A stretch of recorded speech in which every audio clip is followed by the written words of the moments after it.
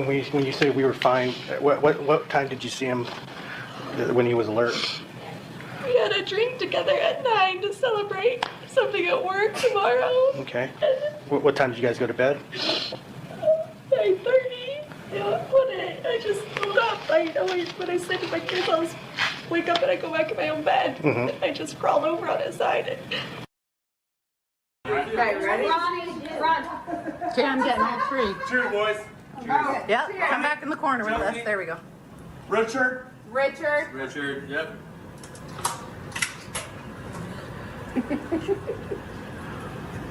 Richard. Look, Chachi's still going.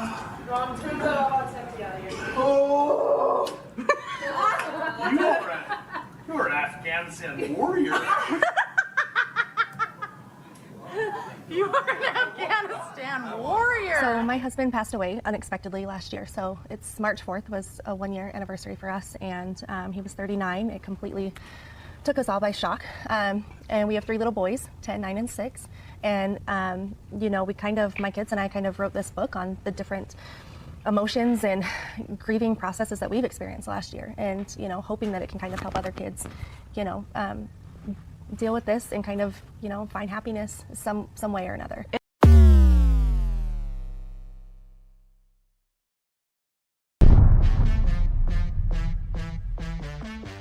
Hey, we're glad you're here. Before we get started, please be sure to hit the like button, give a follow, and turn on those notifications so you don't miss out on new content. Let's get started. Hey, everyone. Hey, Justified. I see you. And Velma is on tonight. Oh, it doesn't matter. I didn't even change it to Velma up here. I don't know what name I go by anymore, y'all. It's fine. And we are going to take a look at Kouri Richins. Well, a few things, but also the way that she could not control her face yesterday. And she looked terrible with the way she acted. Facial expressions just had me floored. So if the judge was even considering, like, maybe I won't give her life without parole, the way she acted, I'm pretty sure, changed his mind. For sure. I wish that they had a camera on the judge at the same time as her facial expressions, because I want to see what if he was able to contain his facial expressions based on hers. Hers, right. Grizzy V. Like, Grizzy V.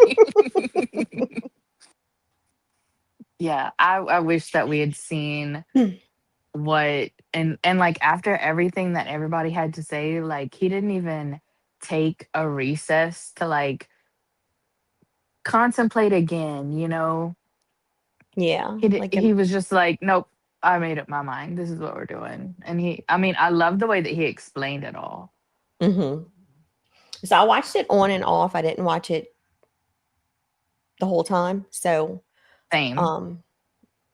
I'll have to see what I missed. But I also wanted to talk about this hair part first. From the video that you just played, does she always keep her hair parted like way to her temple? I don't know, but this is strange and ridiculous, almost as ridiculous as her facial expressions yesterday. Yes, and the lime green that they had her dressed in. Because, girl, I ain't never seen... I've seen orange, but lime green? Yeah, that was a little weird. But, you know, I'm petty, and I noticed this, and I'm like, that's strange in itself. When I was pulling the video of them from the news, I noticed the reporters were talking about how strange they thought it was that when she came in for the interview, she didn't remove her jacket. Right. So, like, it's, what, March, she said? Mm-hmm. They were in Utah. I don't know. Utah, right. I don't know what the weather's like. But the other 2 people that she's sitting with are dressed in, like, bright, summery, spring-looking clothes, you know? She's dressed in jeans and a brown, probably pleather hoodie thing. Yeah. That she I don't know. That is zipped up to her friggin' chin. I would have dressed a little different. That's just me. But then I Yeah. also was wanting to see. I figured they pulled her books from the shelves and that they were no longer for sale. Um, and they aren't, but you can find one on eBay for $16,000.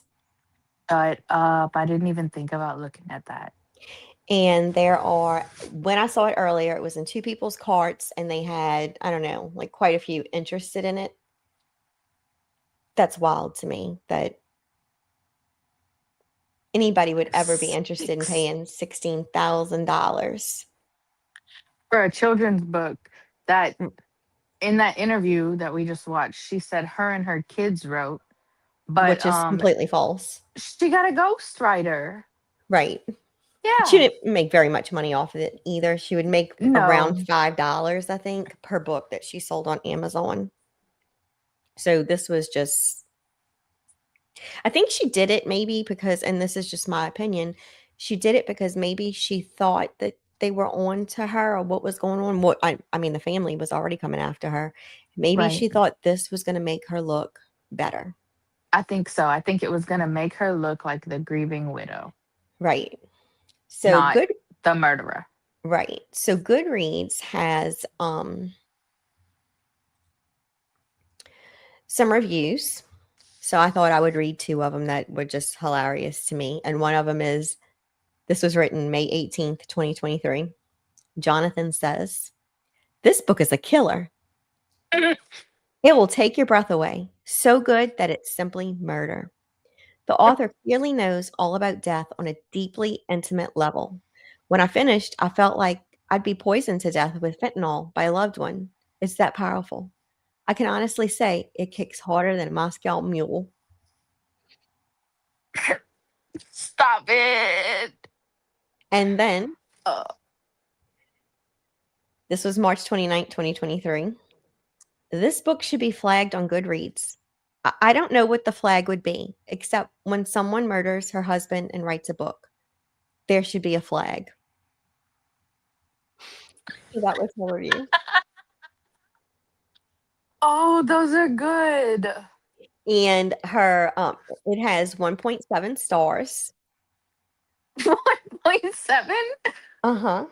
Yes. You would think it would just have one because you can't give it 0. Right. So, that's that. It wasn't very successful. I couldn't Yeah. imagine keeping up the facade the way that she did. Yeah. I think But something's she never definitely seemed, I mean, like the video we just watched, literally the next day, she never came across as the grieving, like, not to compare, but Scott Peterson at least did it better. Yeah, well, the scene of them drinking in the kitchen, that's the next night. Right. Which I don't know. I don't think I could I can get hanging with friends, and obviously where I'm from, we all drink a lot. I mean, we drink for anything. I get that. Right. But I just felt that was kind of not And we would throw down at the funeral right. here in Louisiana. But not like that. No. No, not at all.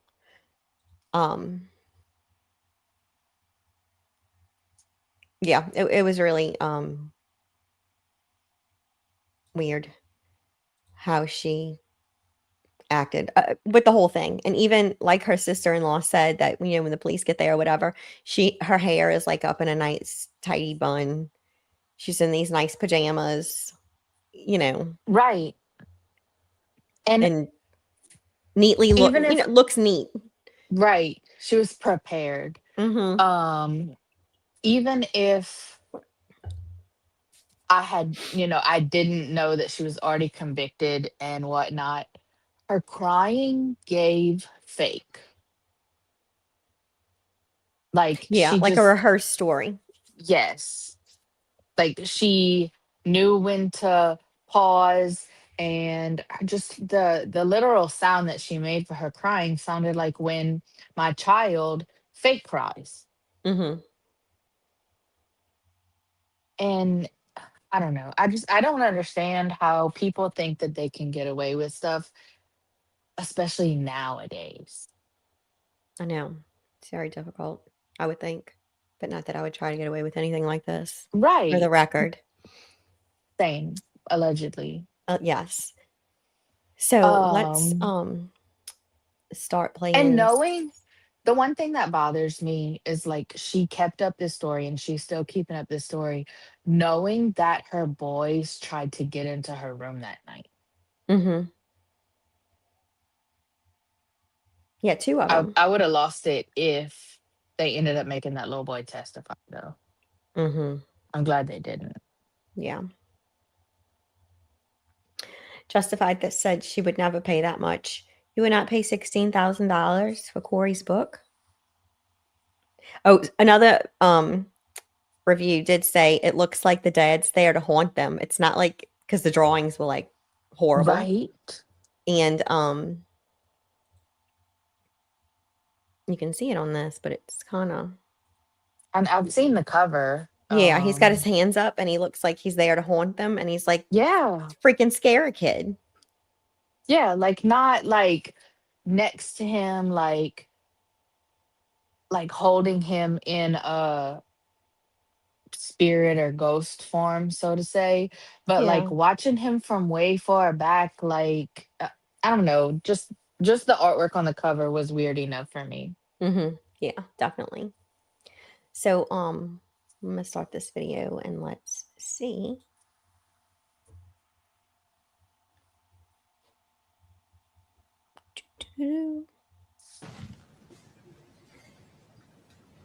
Honorable Judge Morassic, my name is Amy Richins. I am Eric Richins' sister. Today, I'm here to speak as a victim and to speak for Eric because he no longer has a voice. I addressed this court in 2023 when we were living in a state of visceral shock.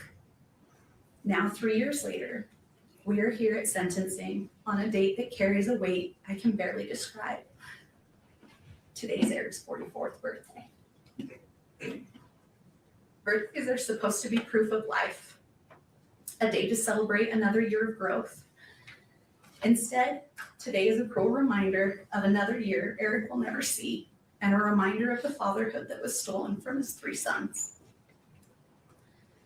Before I talk about what this crime has done, I need you to know who Eric was, not as a headline, but as a person. Over the course of this trial, so many people described Eric in strikingly similar ways.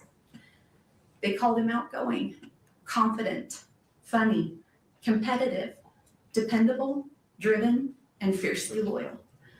He was a leader, a hard worker, a rancher, a businessman, a coach, a best friend, a brother, a son.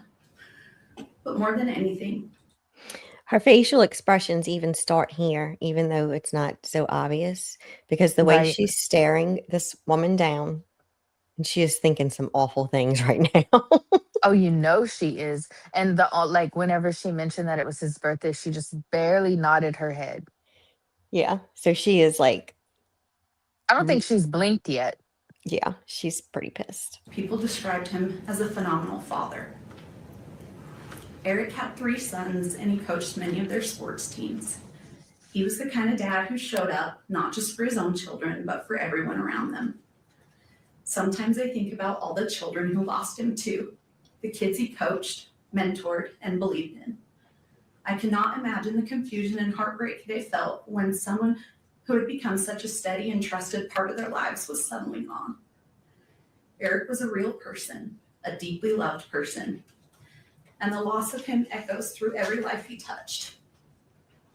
On my 16th birthday, I was sitting in my 10th grade English class when I got a text from Eric that said, "Come outside." I walked out and there was Eric, standing with flowers and that mischievous grin we all knew. I asked what he was doing there and he just said, "Let's go." We've got to get a little mud on your tires. I had just bought my first truck, a used Ford F-150. Eric took me up into the mountains and we took that truck off-roading for the first time. It was exhilarating and terrifying, but I felt safe because he was there. That was Eric. He made life bigger. He made people feel brave, and he protected the people he loved. That is the brother I lost, and that is the father his boys lost. In 2023, I told this court that I was tormented by the sequence of events of that night. Today, that torment has not faded. I still wonder when Eric realized he was in mortal danger. I wonder what Kouri said to him in his last moments. I'm still haunted by the question, did his boy fear his father's final struggle? Mm-hmm. She can't control it anymore. If Eric had died of an illness, we would have cared for him. If it were an accident, there would have been kindness. But there is no comfort here.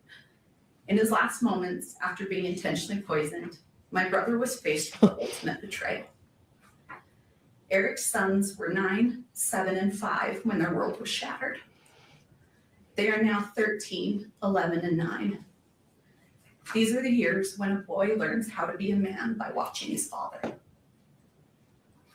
What makes this crime uniquely heinous is that their grief will never pass. It will reinvent itself at every milestone. This crime didn't just happen once. It happens every single morning when those boys wake up and realize their father is still gone. They did not just lose their father, they lost the life they knew. Eric's death didn't end the harm. It began a grinding process of re-traumatization. Early in this process, I remember being told this case would be a marathon, not a sprint. We did not understand how every hearing, filing, delay, and public narrative would reopen wounds all over again. As if losing Eric was not painful enough, our family was then forced to grieve under public scrutiny. After the publication of the grief book, our family became the subject of public narratives, attacks, and speculation.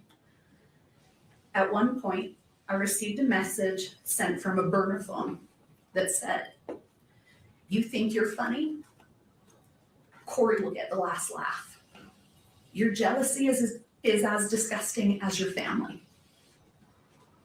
Law enforcement later confirmed through warrants that the message came from Kouri. That moment stayed with me because it captured what these years have felt like. Not just grief, but intimidation and distortion. Yes, our family hired a private investigator, but when someone you love dies suddenly and deep in your gut, you believe something is terribly wrong, you do not stop searching for answers. The real question is not why would you investigate? The real question is, what wouldn't you do? What wouldn't you do for your brother, for the truth? I also feel compelled to address the emotional toll of the trial itself. As the designated victim representative, and more importantly as Eric's sister, I have a right to be present in the courtroom. Yet during the proceedings, I was essentially kept in the dark. Due to the courtroom layout, I could not see the exhibits or the evidence. When we requested simple accommodation, we were told that the trial was being broadcast on court TV and I could excuse myself and watch from home with the rest of the world. Being told that my right to be here was interchangeable with a television broadcast was a profound violation. I did not want to watch Eric's life and death as content from my couch. I didn't want to go home after a grueling day and listen and watch it all over again. I had a right to be here, to face the evidence directly. Still, to this day, I have not been able to rewatch the trial because it's so time-consuming and painful to relive. I still have not seen all the evidence that was presented. Your Honor, I need to say this clearly. Someday, those boys will grow up and look back at the records of this trial. I need the truth to be the only thing they find. The claims made against Eric's character were not just legal defenses, they were acts of secondary violence. Eric was a protector, not a predator. These lies were a desperate attempt to justify the unjustifiable, and they have added a layer of cruelty to our grief that is nearly impossible to bear. I also need to correct the record on a few misrepresentations. First, the prenup. It was provided well before the wedding, not in a last-minute way. Second, the incident between Kouri and me. I never touched her. Kouri pled guilty to assaulting me. Yet she and her circle have continued to spread false narratives. This is a pattern of distortion that has kept our family trapped in conflict. There is something that has haunted me for years. And I found out Katie was the exact same today. I begged Eric to leave too. I begged him to divorce her. But Eric was trying to protect his boys. People often struggle to recognize intimate partner violence when the victim is a man. But Eric's actions spoke for themselves. He documented conversations. He tried to protect himself. He knew after Valentine's Day that she had tried to poison him, but he also believed that if he left, he could not fully protect his children. So he stayed. Do you think she knew she was on camera? Oh, I'm sure. I'm sure she could see where the camera's at. And she just didn't care. I'm guessing. Because I mean, just because of how she's describing how she wasn't able to see some of the evidence because of court TV being in there. Oh, I'm okay. sure they know where the cameras are. We know Wade knew where his cameras were. Oh, yes, he did. So, you know, I've never been in a courtroom that was televised, but I'm sure you can tell where they are because normally it's more than one, you know, because you'll have the news in there too. Right. And I know like something Tribune. I pulled it up yesterday because they had a bunch of pictures and like basically like typed out as the court proceedings went on. Mhm. Yeah, it was like Salt Lake Tribune or something like that. I don't remember which one it was. So there's multiple, you know, media in there. I think she knows that the camera is literally on her. Yeah, and just doesn't care. Right. Because Or he was she trying to literally keep them doesn't realize that her face is doing what it's doing. You know, I don't know that she can control this right now. No, I don't. Either she can't control it or she doesn't even realize she's doing it because she probably did it so much because she was probably so mean to everybody in that household. Probably. I mean, she's probably wishing she had Botox so that her eyebrows didn't Yeah, she needs to raise stop up that every time that she's in shock. because they That don't was like, do that in jail. So right. she better calm that. She's gonna have some wrinkles in her forehead if she don't And I do stop want to that. point out right here exactly where I stopped it. The part's gotten better. Yes, it's not nearly as bad as it was. But her hair, like again, I live in a very, I mean you do too, a very humid climate. Our hair frizzes like it ain't no tomorrow. Oh, But yeah. girl, run a hairbrush through it. Yeah, Jay, Like, I don't know if she thought that people didn't see her or that she is just so whacked out at this point in life. right. I mean, we She don't didn't know if they care. have her medicated. You know, we don't know any of that. We know she couldn't get dressed up. They don't normally let them No, not present for this part. themselves for the sentencing. But you could you could finger comb your hair and make it look less, because when she later, I believe whenever she's at the podium herself, I don't think her hair looked as frizzy. I don't I didn't pay attention. I'll have to keep an eye out. I think I paid too much attention to that. Her frizzy hair was driving me crazy because it's like super frizzy on one side And then flatter and on the like, other. yes. Yeah. I bet she misses her hair straightener. Oh, I'm sure. I don't know if she can have, I know some, like in prison, I know Gypsy Rose had a curling iron. Did she? Mhm. She showed it on the show, I believe. When she got home, she still had the one that she had bought off a commissary. Yeah. Wow. I'm surprised But they let him have that. I know, me too, because don't you think like, and I'm sure it's like based on security levels or whatever, but Mhm. like, and maybe it's a cheap one that don't heat up too much, right? But Yeah. like, if I got mad at somebody, I mean, not that I would do it, but like, you could burn somebody. Like, Mhm. that's I don't know. That just seems that's a weapon. Apparently, Kouri ain't allowed one. No, not in jail. Oh, and like think about like This trauma Lori Vallow. She had wavy curly hair. Yeah, I think she might do hair sometimes in prison though, because she Hmm. was a hairdresser. Right. So I mean, I don't know. We'll have to look into different women's products that are available in prisons Mhm. Yeah. and make that a See what they're project of doing. mine. has seeped into every corner of my life. And also, it has also deeply affected my own family and marriage. My husband, William, watched me be consumed by the pursuit of justice. For 4 years, we have lived in a constant state of stress, grief, and emotional exhaustion.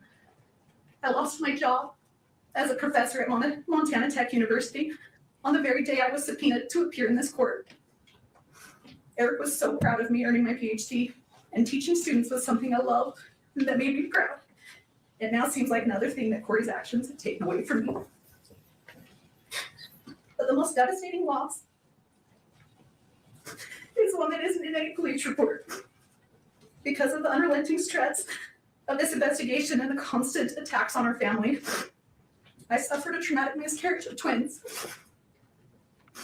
We lost our children. We lost the future we were building. Pause right here. Kouri's actions didn't just end one life. She's not even paying attention while her sister-in-law is crying. Mhm. She's reading something with her lawyer.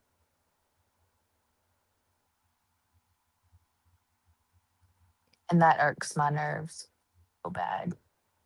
J13, I thought about that right after I had talked about it because my daughter she'll roll her hair up in those it's like the silky or satin Oh little yeah. things to And curl at people night. use socks, or I She used to do used to sock use buns. socks. Mhm. Mm-hmm. She was doing socks at one time. Then she asked for the little heatless curly things or Yep. whatever for Christmas. And but every night before that, she was tying her hair up with socks. And I'm like, what are you doing? Socks or leggings. I mean, I don't think they Mhm. have I mean, it would come leggings out available to cute. them in jail, but mine won't. Mine never holds a fucking curl. Oh, mine does. And my Mm-mm. daughter's doesn't though. I mean, it would come out cute for about an hour or two, and then that was it. Yeah, that's Mhm. how mine does. Before I walk out the door, it's already going flat. They reached out and stifled the lives of my unborn children as well. That loss lives inside this tragedy too. Eric's murder did not just take someone from my life. It plunged me into a darkness. It stole the light I once carried. It erased the future I had planned. Every day, I wake up and step into this same crushing emptiness, where time itself feels frozen and meaningless. The laughter of my future children, the warmth of my family, the simple joy of waking to a new morning, all of it has been devoured by this crime. This grief is limitless, resembling the ocean. Sometimes it softly touches the shore, other times it pounds against it with fierce force. Occasionally, it surges like a massive tsunami, overwhelming everything. These changes can occur suddenly, and like the ocean, it cannot be controlled. I didn't just lose my brother. I lost my sister-in-law. I lost someone I considered my friend. We'd had good times together. That loss is so complicated now, Your Honor, because it forces you to grieve someone who is still alive while facing the horror of what they have done. It is grief that doesn't resolve. It just sits there heavy every day. This crime has fractured our family in ways outsiders cannot understand. One of the most painful realities is that my husband and I do not get to see our nephews. This tragedy has created a wall of trauma between us, and that feels impossible to climb. Because of this crime, we are no longer present in those boys' lives the way Eric would have wanted. In 2023, I told this court I never knew evil like this existed. Everything I have witnessed since has confirmed that. Kouri did not just kill Eric, she attempted to kill the spirit of everyone who loved him. She lied to his children, she lied to the world, and has shown no remorse while dancing on his grave for profit. Your Honor, a parole-eligible sentence is not a conclusion. It is a reoccurring nightmare. It guarantees that every few years, Eric's sons will be notified that their father's murderer is seeking freedom. It forces them to relive the trauma repeatedly for decades. Eric died trying to be his children's shield. He can no longer protect them, so now the responsibility falls to this court. I ask you to provide these boys with the finality and safety they deserve. I ask you to ensure that the noise of Kouri Richins never enters their lives again. For the years of suffering we've endured, for the children who will grow up without their father, and for the life she stole from Eric and the peace she stole from us, I respectfully ask that you sentence Kouri Richins to life without the possibility of parole. Happy birthday, Rico. Thank you.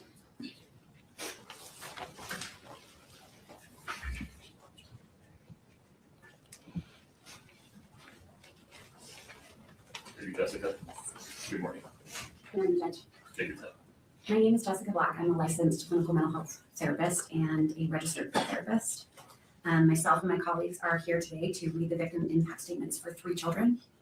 We are here as advocates on their behalf.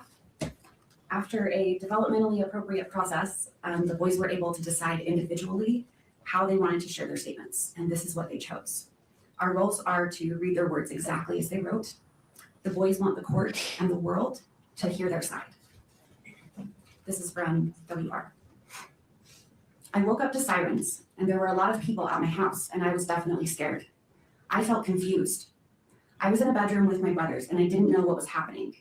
At first, I was really scared because I didn't know what was happening, and I had no control, and I felt helpless. I felt really overwhelmed. After my dad died, Kouri would put us in the basement while she was with the neighbor. I felt scared because I thought something really bad was happening again. She would take me to places that smelled really bad. Everything she did made me feel uncomfortable. When someone talks about Kouri, it makes me feel hateful and ashamed. She took away my dad. It's made me have a hard time trusting people. I was scared that Kouri's family would come to my school and take me. I had to go to counseling with DCFS in Heber, and I did not like it. DCFS made me talk to Kouri, and I couldn't do things that I wanted to do. I felt not important to anyone. I feel a lot better about myself now than I did with Kouri. I can't ever see my dad again. I want her to go to prison forever. If she got out, I would be so scared, really mad, and I wouldn't want to go with her anywhere. I'm worried that she would take me away from Katie and Clint. Once she is gone, I will feel happy, and I will feel safer and relaxed, and trust people more. Thank you.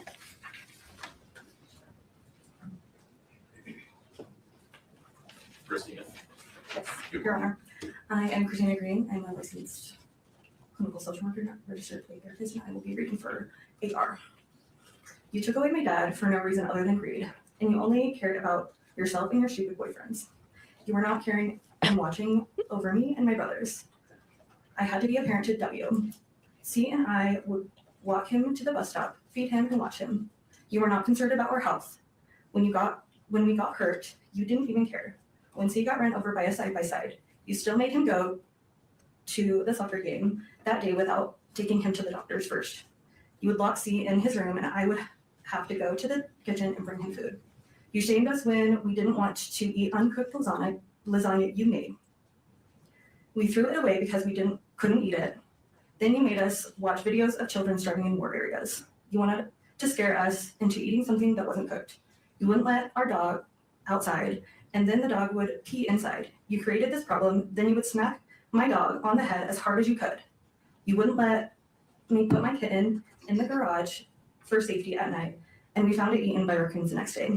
You wouldn't let us turn on and use the heater lamp for the chickens and bunnies, and they froze to death. You would always argue with my dad and lock the door. You were not playing the role as a real mother does. You were doing the opposite.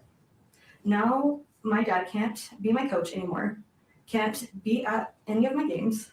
He won't be at my birthdays. He can't teach me how to drive. He won't be at my graduation, and he can't take me camping or fishing. You made me paranoid about sleeping on my dad's side of the bed by saying I might die or get harmed when I was just trying to be close to my dad after you killed him. You took away everything from me and my brothers. I don't want you out of jail because I will not feel safe if you are out. You have never said sorry for anything that you have done to me and my brothers. I don't want you to hurt anyone again. I know that you will need to stay in jail to fully take accountability for what you did to me, CW, and my dad. With you in jail, I will be able to continue to feel safe and live a happy and successful life without fear of you hurting me or anyone I love. Thank you, Your Honor. The jaw drop on that one, Mm-hmm. I was very surprised. Yes, my name is Sarah. I'm a licensed clinical social worker and registered play therapist, and I'm going to read the victim impact statement for CR. My name and age now, my name and age I was at the time of the crime. CR, age 12, now 13. I was 9 when my dad was murdered. What I would like to see happen if the perpetrator is convicted of the crime, I would like to see Kouri get a life sentence. My thoughts regarding an appropriate sentence for the person who is accused of this crime and if they are found guilty. I think Kouri should get a life sentence because what she did is very sick, because it had no reason to happen and it impacted a bunch of people, including me. These are some reasons why I think she should have a life sentence. The information I feel is important for the judge to be aware of in sentencing. I think the judge should know that my dad was a good person and very thoughtful and kind and helped whoever needed help. He was always taking the extra mile to help people. My physical injuries as a result of this crime are as follows. I was sleeping and then I went to get a drink of water, then went back to bed. And when I woke up shaking and Bailey called the ambulance and they came and I couldn't talk for a while, I think Kouri had something to do with it because she didn't call the ambulance. She called Bailey and Bailey called the ambulance. At the ER, Kouri resisted to have my blood drawn. And kids who usually have this kind of seizure is when they are a few months old to a year old. I learned later that Kouri bought more fentanyl and had it in the house when this happened. I think this is what happened. She did what she did to my dad in the living room. My experienced emotional injury because of this crime is described as follows. Sad. I feel mad that I have to feel sad. I went from being scared for my life to feeling really good. I was scared for my life because I didn't eat that much. Kouri was always drunk or gone.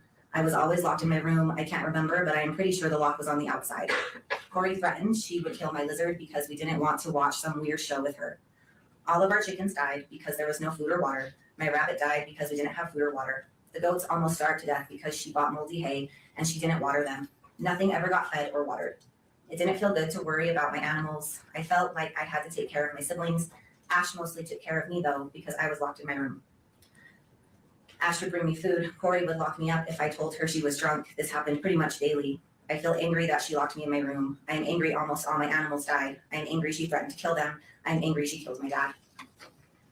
I started to feel really good when I moved into a safe place. It was safe because the people around me were safe, Katie and Clint. I felt safe at Jake and Shalina because I wasn't with Kouri anymore. Counseling. I feel annoyed that I have to go to counseling and tell the story about what happened 55 million times. I feel better now because I know it's to help me. I would like to not have to go to counseling. I would like to have to not worry about anything after this trial is over. I want the judge to know I hope Kouri gets convicted to a life sentence. Kouri is always drunk. I want the judge to know my dad was a good person and I miss my dad. I miss my dad, but I do not miss how my life used to be. I don't miss Kouri. I will tell you that.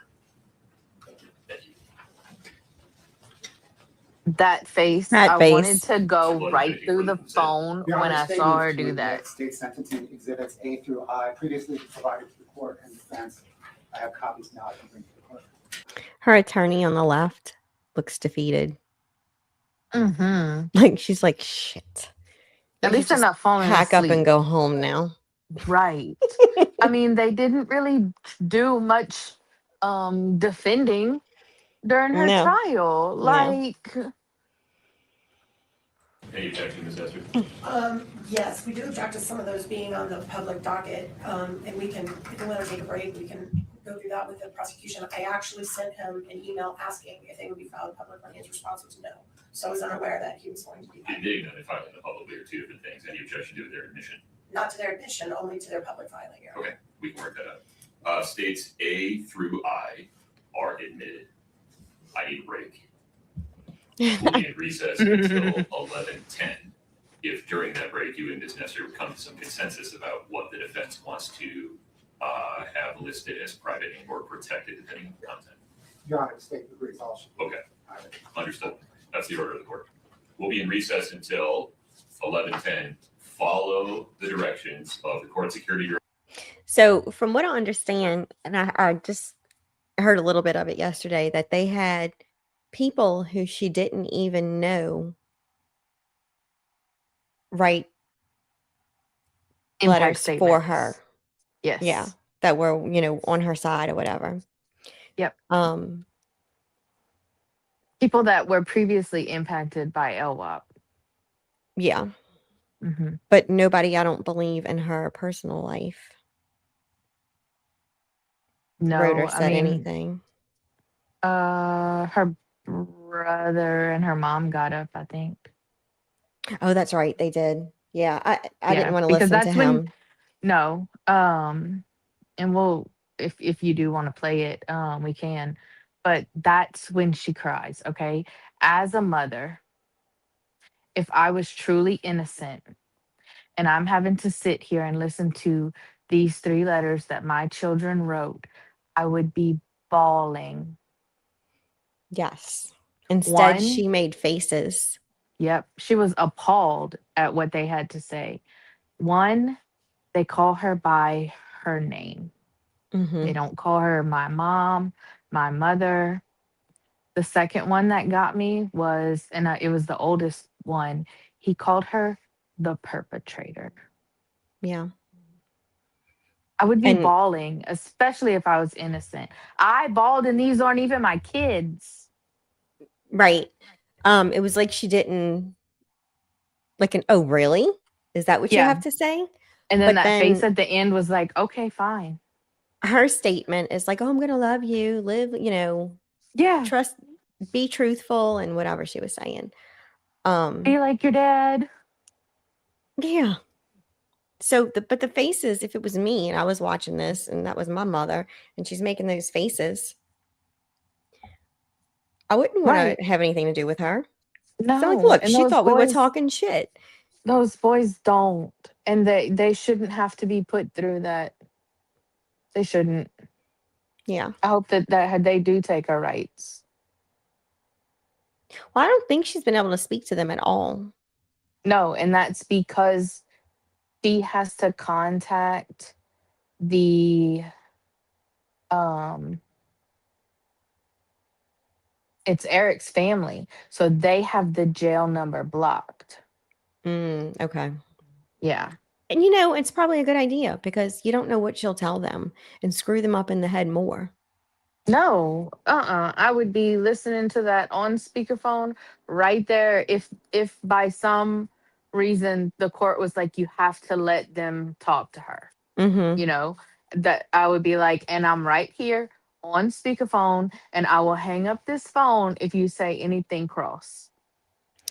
I did hear her say something about, I'm looking at Justified's comments about be like your dad. And I kind of thought that was more of a smart ass remark.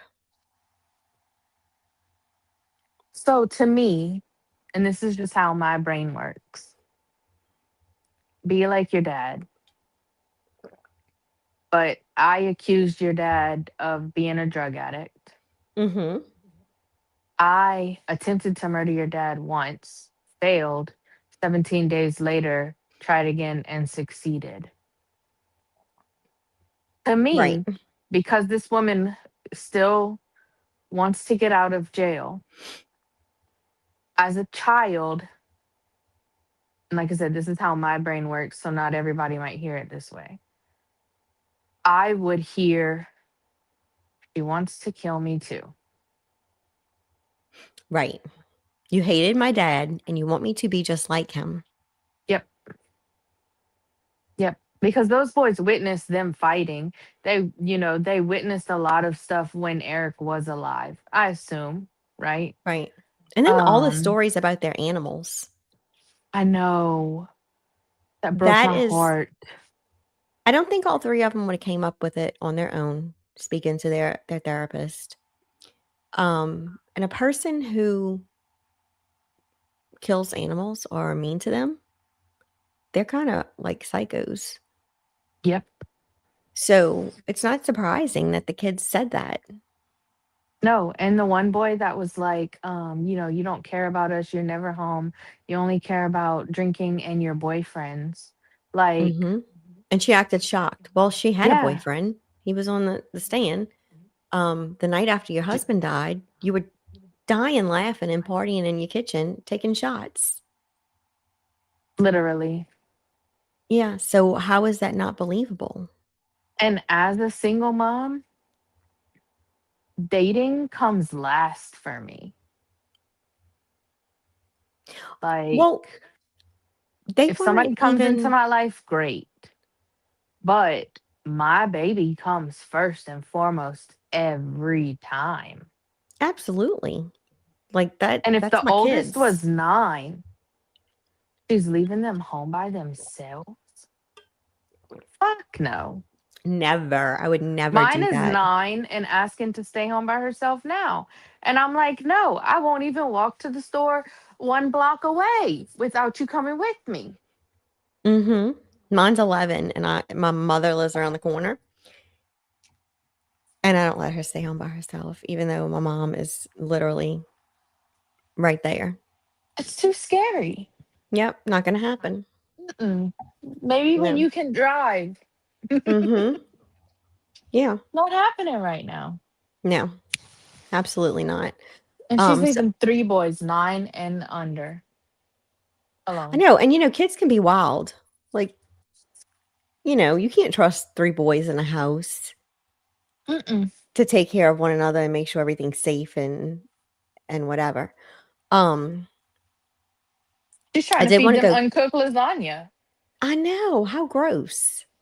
So I'm thinking, is this her attorney? Is that the one? Does she speak for the people who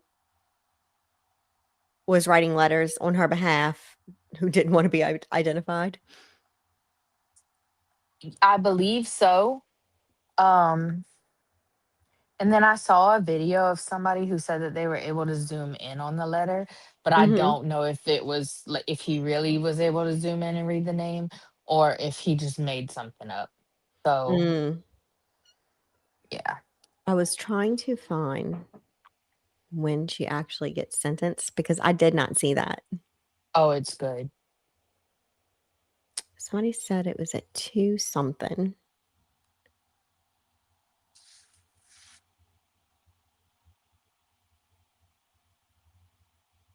She went on and on in hers. Kouri talked for like 30 minutes. It was a bunch of BS. Is that her brother right there? Or you can't see what I'm pulling up? I think so. I'm trying to find where he is on. There he is. Yeah. Let's give anybody you have a preview regarding timing. Great suggestion. American boys. I miss your stupid goats. I miss the soccer games and the celebrations we created for the boys after they scored a goal. I miss Carter's smile and his obsession with goat videos. Ashton's freckles and his competitiveness. And Weston's baby blues and tenderheartedness. I hate that he can say the kid's name. Playing catch in your living room. I miss your family. I miss our family. I miss life that was stolen. I miss a life that was stolen from us for reasons that we can't yet fully understand. We don't, with 100% certainty, know what happened to Eric. No one does, but we do know with 100% certainty that it wasn't caused by you. We know Wait, that. pause. We know what the prosecution knows and everything. He just said we don't know with 100% certainty what happened to Eric. We just know We it do wasn't know. you. We do know. he had 5 times the the 5 times the lethal dose of fentanyl in his system. I miss your constantly over-the-top positive attitude every time you speak. I miss our game nights. I miss our stupid finger gun dance after we won the game. I miss He's our an ugly holidays. crier. I miss Yeah. you sending the boys to wake me up on Christmas morning. Way too early after we stayed up way too late preparing Christmas. For them, so it would be absolutely perfect. I miss our Sundays together. I miss arguing with the boys about who's better, Messi or Ronaldo, Brady or Rogers. I miss our backyard games. I miss me and the boys running all over you at sports in the backyard and Eric getting mad because you weren't competitive enough and you were really just out there to have fun and laugh. I miss you constantly luring me into your newest ideas and getting me excited about them. I miss vacationing. I miss family volleyball. I miss playing Madden and FIFA with Eric and the boys. I miss your stupid goats. I miss the soccer games and the celebrations we created for the boys after they. So it didn't just occur to me, but I'm thinking she is crying like a baby when her brother is talking. But when the things that her boys supposedly wrote and said, she gave shit faces. Yeah, that pissed me off. It shows that she can be I don't think emotional. she likes her kids just because of who their father is and who they now live with, which is his family. Right, right. That's just what And it I mean, seems like for to me. 15 months, she kept the boys from Eric's family. Like you don't. I wouldn't have done that. Say No, my ex-husband were to pass away tomorrow, I would still take my daughter to his side of the family. right, because you You wouldn't know, want if her to hurt or not have those people in her life. Nothing exactly. about you. Like, no. But that to me just shows her guilt. She couldn't be around his family because she was guilty. Right. Sort of goal. I miss Carter's smile and his obsession with Go videos. Ashton's freckles and his competitiveness. And Weston's baby blues and tenderheartedness. I miss hearing them say Wani and playing catch in your living room. I miss your family. I miss our family. I miss the life that was stolen. I miss the life that was stolen from us for reasons that we can't yet fully understand. We don't with 100% certainty know what happened to Eric. No one does, but we do know with 100% certainty that it wasn't caused by you. We know that. The police know it. The prosecution knows it. Everyone watching this trial knows it. They could not prove their theory, just the opposite, and yet here we are. For some reason, unbeknownst to us, really bad things happen to really good people, Kouri, and you were just really too good of a person, I guess. I promised Dad a long time ago that I always look after you, Mom, and I intend on keeping that promise. We'll get through this together, and the injustice that's occurred here in this courtroom, it'll be righted in time. Your innocence will shine too brightly to be contained once you've actually had a fair shot at defending yourself. When the day comes, I just know somehow that you're going to change a lot of lives that really need your help. And until then, little sister, just know.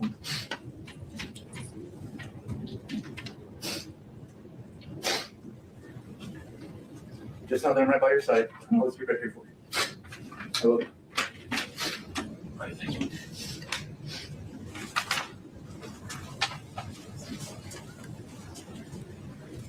Ms. Rose. And the blonde behind her is his other sister, right? I'm not sure. The the strawberry blonde. I know that one was that's the Yeah, one that that's spoke Katie, already. I believe. Right. I'm not The sure other who that one that is. had she had a real smug look after while Kouri was sitting there crying, and as he was walking away, I think that's their sister.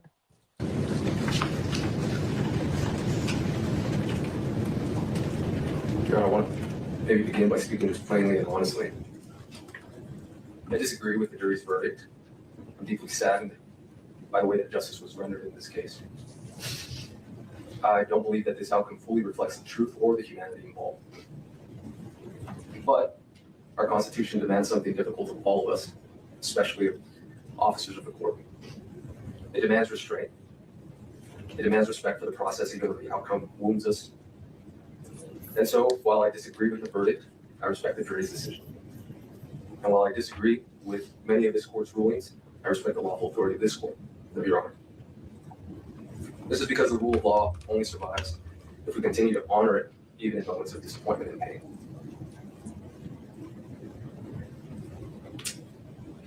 But as a Catholic, there's one authority higher than any courtroom, verdict, or government power, and that is God.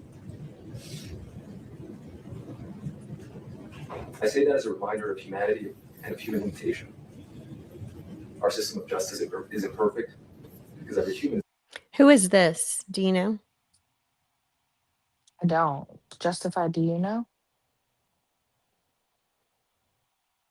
is imperfect. I'm not sure. I think that humility matters here today. It matters because the sentence of life without parole risks becoming something greater than punishment. It risks becoming the declaration that redemption no longer matters. Pope Francis said that life without parole is just a death penalty in disguise because it extinguishes something fundamental to human dignity, that is hope. Hope to all involved, victims, condemned alike. Refusing to impose a sentence of life without parole today doesn't mean Kouri is going to walk free. It doesn't mean that she will someday leave custody. She may very well spend the rest of her natural life in prison. It also does not mean that her victims who have spoken today, her kids, doesn't mean that they have to forgive her. They may never change their minds. They may never forgive. Meanwhile, this bailiff is thinking about what's for lunch. Right? I wish they would shut up so we can go to lunch. One of the people that they have speak for her is like somebody from the jail. No way. Yes. Oh, maybe I did hear that too yesterday. You know, I've had so much going on at home, like with the kids and the end of the year and graduation and all this stuff. Like I'm on and off. No, I listening listened to it all at day. work, so I think I've missed. I was telling Justified that earlier. I was like, I know I've missed parts of it. Yeah. And, you know, what better time to start a house project than in the middle of everything else going on? Nuh-uh. So I stained my fence this past week. Took me a whole week because it was too hot outside. Oh, girl, I know it has, but at least you didn't try to do it last week. At least you didn't plan it for last week when it just No. poured every day. I know. So he also got up when Kouri spoke and stood behind her for support. Yeah, so he's part of the team, I guess. Oh, okay. And I love how he's talking about being a Catholic and there's only one person that will judge and this and that. Well, Catholics don't have affairs and kill their husbands and stuff either. So Isn't that like part of the 10 Commandments? uh-huh. Yeah. I mean, I thought so, you know. Yeah. Thought those were like the Catholic Church the even frowns. basic rules. They frown upon divorce. So And that broke my heart that Eric didn't want to divorce her because he didn't want to put the boys in danger. Right. 97 Justified? Jeez. Well, we were in the high 80s. today. High Yep. 80s. Yesterday we were in the low 90s and I checked the pool temperature and it was like 85. We haven't been in the pool yet this year. That'll be coming after. Oh, mine has already been in the pool. That's another 10 Commandment. Thou shalt not kill. So right. Kouri's she didn't read those apparently. I guess not. Their mother. And also no court has the authority to demand that they do. But refusing to impose a sentence of life without parole does mean that we do not close the door completely. It means we do not presume to know with absolute certainty what a human life, victim or condemned, may become decades from now. It means that we do not extinguish hope entirely. Time changes people, pain changes people, grief changes people. Even victims and victims' families over years and decades sometimes arrive at places their present suffering could never foresee. Some discover forgiveness, some discover peace, some simply discover that healing and permanent condemnation are not always the same thing. And others don't. A sentence of life without parole assumes none of that human change matters. Not the change in the person condemned, not the change in those harmed. A life without parole sentence freezes every human being, victim and condemned, inside the worst moment of their life and declares that moment permanent.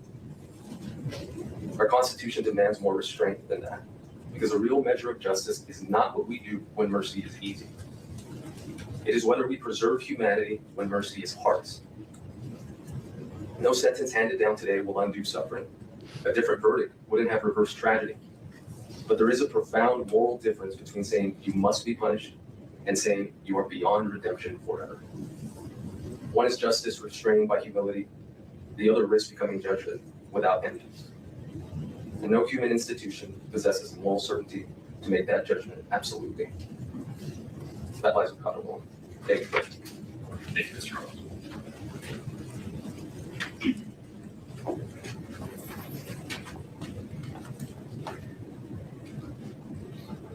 Your Honor, I told you in the opening statements that we were going to do something a little bit different when we called upon some perspectives of people that don't even know Kouri, but that have been through this horrific journey through no choice of their own.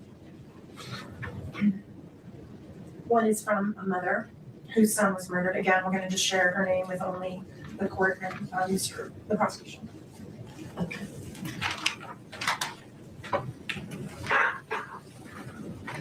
Honorable Judge Richard Mrazek.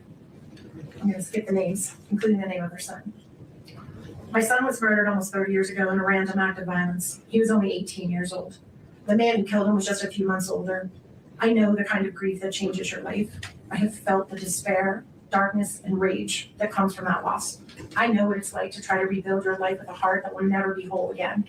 And I know what it feels like to believe that the only thing that will ease that pain is inflicting pain on the person responsible for never getting another day with the one you love.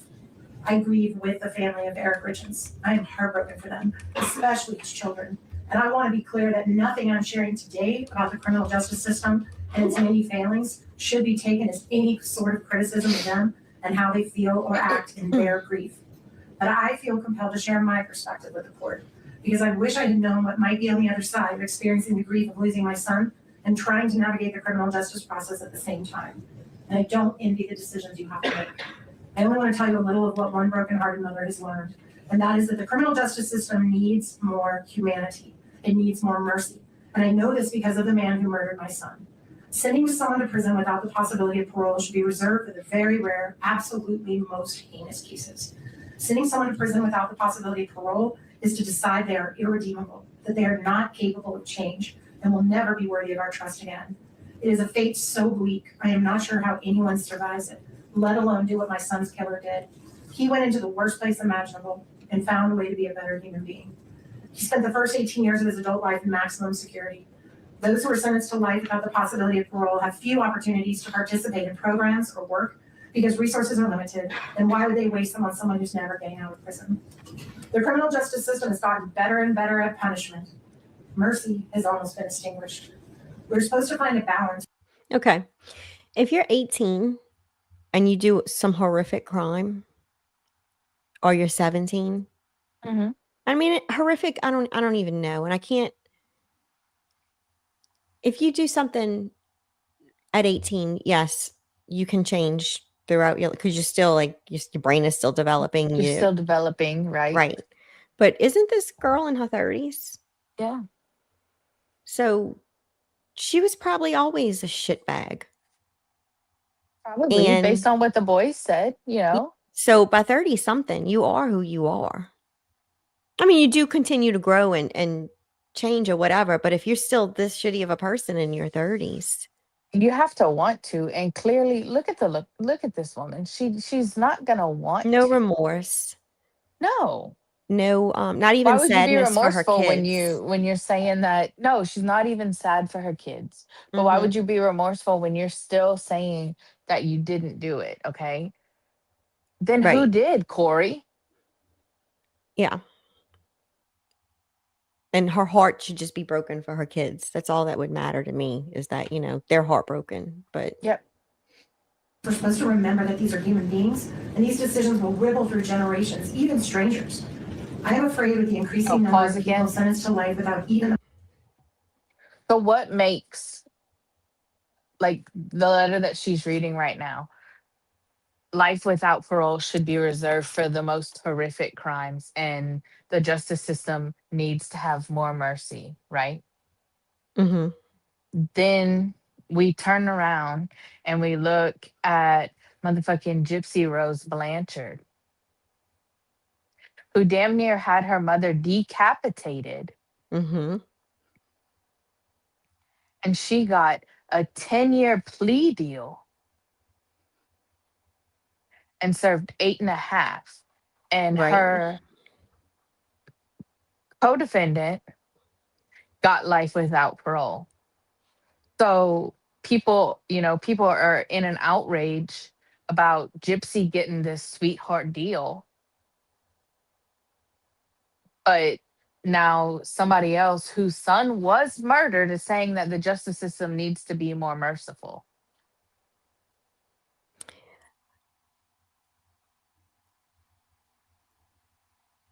I don't see it. I don't see where Yeah. it needs to be more merciful. No. No. And I say that from a place of, I personally know someone with LWOP. That person is where they're supposed to be. Right.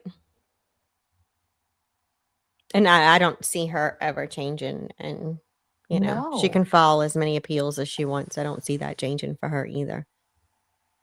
That reminds me of man, she went up for parole like last year or the year before for killing her sons. Hey, Mallory. Susan Smith. Yes. Mm-hmm. And watching the family break down. Even the guy's new wife. Yes. And the daughter that the daughter didn't meet that's these the kids boy's or half brother, and right. she's crying. She never got to meet her brothers, Right. And then she was always having Susan Smith or whatever was always having boyfriends. Right. She In was and out of messing around prison. with she was messing around with one of the guards, I believe, too. She got busted doing the dirty, I think. Mm-hmm. So she's right where she belongs. Right. I would not want these boys to have to go through what Susan Smith's family has to go through Mm-hmm. every couple of years. Yeah, that would be devastating. That would not. Hey, Mallory. That would not have her have them be able to grow and have a family and continue their lives, which they need to do. They deserve that. Absolutely. Because if I think back now at 37, do I remember a lot of things from 12 and down? Because that's how old her oldest is 13, right? Do I remember a lot of things? No. The But this traumatic is going to things. stick with them. Yeah. Like this, they're not going to be able to forget. No. And she couldn't give two shits. No. It's very, very clear. The possibility of parole. We've decided it's easier to throw people away than to try and help them change, or even allow them to try and make amends for their mistakes. Far too often we let our fear and our pain put the focus on punishment with no consideration for mercy. I did that. I wanted the man who killed my son to die. I wanted him to suffer. I didn't care what happened to him as long as he never got out of prison. But as much as I know about pain and loss, I know more about hope and forgiveness, and that's thanks in part to the man who killed my son. He was sent to one of the worst places in the world and became one of the best people I know. Justified, was that in Texas, the law of parties? There's something I read about last year. I was reading about a case, and this guy has been in prison for a really long time. And it was part of the law of parties thing where he was around. He may not have known what the guy was going to do, but he was present. So the guy who did the crime actually self-canceled. And so the guy that's in prison, just because he was with him, whether he knew he was going to do it or not, he has spent probably the last 20-something years in jail because of a law in Texas. Damn. That's like That's like when kids get in a fight. If you were around watching the fight at school, everybody got suspended. Like, Right. what the heck? I don't like that. Yeah. So there is a law in Texas, I believe, and it might be one or two other states, but not many of them, I believe. Nearly 20 years after my son's death, I received a letter he wrote expressing his sorrow and his remorse. His apology helped me heal, deepened my forgiveness, and created a bond that continues to bless the lives of many people. I know that every case is different, but I also know the power of hope. I believe in second chances. I believe a life sentence imposes punishment without destroying hope. My personal hope for Kouri is that she does what that individual did, that she finds a way to become a better person no matter what. I thank you for taking the time to read this letter. I know it's a heavy burden to make this decision. I express love and support to those involved and pray we'll all be better to each other. And then I also would have one more, and then we have someone who's going to testify on WebEx. Speak on WebEx, not testify, sorry, speak on WebEx. This is very short, Your Honor. It is from a former prosecutor that imposed. That letter said that she believes in second chances. Kouri got a second chance when the first time didn't work. Right. But that's just my opinion. I also want to say that if it was one of my family members that were murdered and someone got life without parole or whatever, and they were in their 30s, I'm not giving you a second chance. I'm not writing a letter to the court like this. No. You can rot in prison and then burn in hell. Could you imagine writing a letter on behalf of somebody you don't know, just talking about your experience? And this woman's kid was murdered. Yeah. You touch my kid and like we're going to have trouble. My childhood best friend was murdered. And one guy is doing life. And the girl is out walking free. Burns me up. So Justified, much. this guy in Texas has tried, I think 3 times to get out now, and a sheriff's deputy was involved. So every time he comes up for parole, the entire town or whatever, they put things on the news. They have people sign petitions, and oh my God, they will not. He just has not had a freaking chance in hell to get out, even though that he was just present, but not. He didn't do anything. And because of who it was and the power they have in the community, he just hasn't had the chance to. He hasn't gotten lucky yet. Right. These types of punishments. Thank you so much. Also, I'm keeping his name private.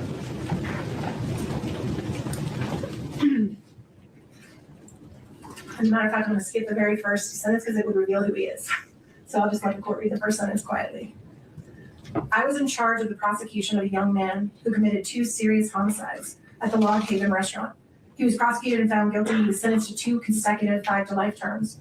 20 years later, while no longer a prosecutor, I happened to be at the Utah State Prison on government business. I was given a tour of the prison industries unit, and I saw an individual sitting at a large desk in front of a bank of computers. I asked about him and was told that he was the individual who had committed the crimes at Log Haven. I was told he was a model inmate, spoke 5 languages, had 2 master's degrees from Utah State, and was used as a go-between when there was unrest among inmates. He was respected by his fellow inmates. He was indispensable at the industries and had set up the entire computer system to run the unit. Coincidentally, the very next day, I was speaking with the son-in-law of the father of one of the victims.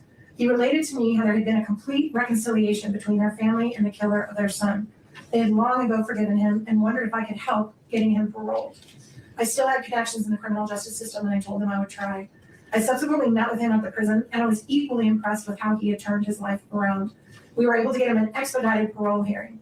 Tragically, he died from suicide a few months later when he was falsely accused of inappropriate access of the state computer system and removed from his position into a secure unit of the prison. This case was a textbook lesson of how rehabilitation can work. He was not the same cocky druggie that we sent to prison 20 years ago. I saw absolutely no reason why he needed to spend more years in custody. Even his fellow inmates told me they were convinced he had done everything to reform himself and become a valuable member of society. I agreed. Keeping someone incarcerated when they've proven themselves is just plain wrong. Prison sentences without possibility of parole create the same issue. I believe it should be reserved for the most violent and dangerous of individuals. Thank you for taking the time to read this. And then Ms. Lewis will introduce the final speaker, and then she'll have her comments, and then we'll take that break. Who is the person you'd like me to? Emery Blanchard. One moment, please.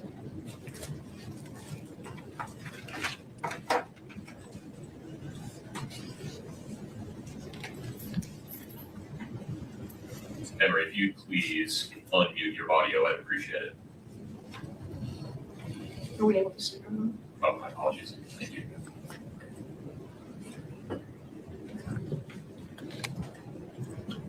Emery, can you hear me okay? Yes, sir, I can. Okay. Ms.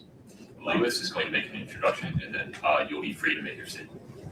Emery Blanchard understands what no one else in this courtroom understands, what the three children of Kouri are going through. When Emery was 12, I believe she can correct me if I'm off the road, her father violently killed her mother while she and her brother were in the next room. He was convicted, and it was the state was seeking death, but ultimately he, at that time, when the jury couldn't decide unanimously on death, he was sentenced to life with the possibility of parole. And I'm gonna let Emery take it from there and see what she wants to say. Emery, please proceed. Thank you, Judge. Good afternoon. I was asked here today to speak about a personal experience. My name is Emery Blanchard. I grew up in Park City, and in 1995, when I was 13, my father murdered my mother, Patty. It was a brutal and premeditated murder, and I was in the house when it happened and witnessed it. It was a death penalty case, but my father was sentenced to life in prison with the possibility of parole. At the time, I wanted him to go to prison for a long time, and I didn't want to see him again. I was afraid for my life and safety as well. My mother's parents and uncle raised me. We would refuse phone calls from the prison, but my family collected every letter he sent and saved them in boxes, just in case I ever wanted to read them. In a short 4 years, when I was about to turn 18, I decided I wanted to see my dad. I had questions regarding the murder that I needed answered for my own mental health. My amazing grandmother offered to take me to the prison while I was a minor if I wanted to see my dad. I wanted to spare her from having to face the men who killed her daughter, so I waited until I was 18 and could go to the prison on my own. I didn't know if I would be fearful of my father, or perhaps even so angry that I might attack him. None of that happened. The moment I saw him for the first time in over 4 years, he simply hung his head and said to me, "I'm sorry." We both burst into tears and held each other. I felt safe and as whole as possible again in his embrace. Yes, this was a man who killed my wonderful mother, but at that moment I realized he was still my dad, and I still needed him. The next decades were good at times and very hard at times. Many years I visited my dad often in prison. Some years were exceptionally hard for me, and I chose not to see him at all. I experienced a full range of emotions, and all of them were valid. I knew for my own health and peace, I had to learn to let go and forgive. No easy task, but this is when I truly mastered empathy and compassion. My father served 25 years until his first parole hearing. I was for parole, but nevertheless, he was denied and given another 5 years. At his age, I knew it was a death sentence, and it was. Just last year, after 30 years of incarceration, he died 4 days shy of his 81st birthday. My second worst nightmare came true. Her facial expressions were just like, oh shit. Right. What? And could go to the prison on my own. I didn't know if I would be fearful of my father, or perhaps even so angry that I might attack him. None of that happened.